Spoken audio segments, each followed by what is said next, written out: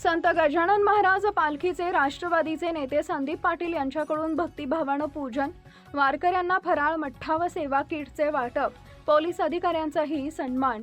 गण गण गणात बोतेच्या अखंड जयघोषात शेगावचे आराध्य दैव श्री संत गजानन महाराजांची पवित्र पालखी पंढरपूरकडे मार्गस्थ झाली असून अकोला जिल्ह्यात आगमन होताच भाविकांमध्ये उत्साहाचं वातावरण निर्माण झालंय।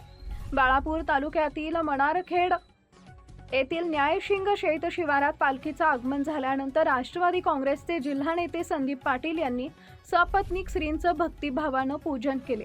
यावेळी पालखी सोहळ्यात सहभागी वारकऱ्यांसाठी फराळ, मठ्ठा तसेच सेवा किटचे वाटप करण्यात आले। संदीप पाटील यांनी वारकरी संप्रदायांची सेवा हीच खरी ईश्वर सेवा असल्याची भावना व्यक्त करत वारकऱ्यांचं स्वागत केले। पालखी सोहळा दरम्यान कायदा व सुव्यवस्था राखण्यासाठी कर्तव्य बजावत असलेल्या उरळ पोलीस ठाण्याचे ठाणेदार खंडेराव यांचा देखील शाल श्रीफळ देऊन विशेष सत्कार करण्यात आला।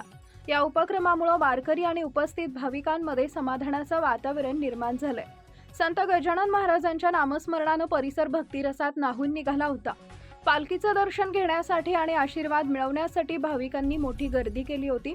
गणगण गणात बोतेच्या जयघोषात संत गजानन महाराज पालखीचे स्वागत, संदीप पाटील यांच्याकडून सहपत्नीक पूजन, मनारखेड इथं वारकऱ्यांची सेवा, राष्ट्रवादीचे नेते संदीप पाटील यांच्याकडून फराळ व किट वाटप, संत गजानन महाराज पालखी सोहळ्यात भक्तिभावाचा संगम, पोलीस अधिकाऱ्यांचाही सन्मान।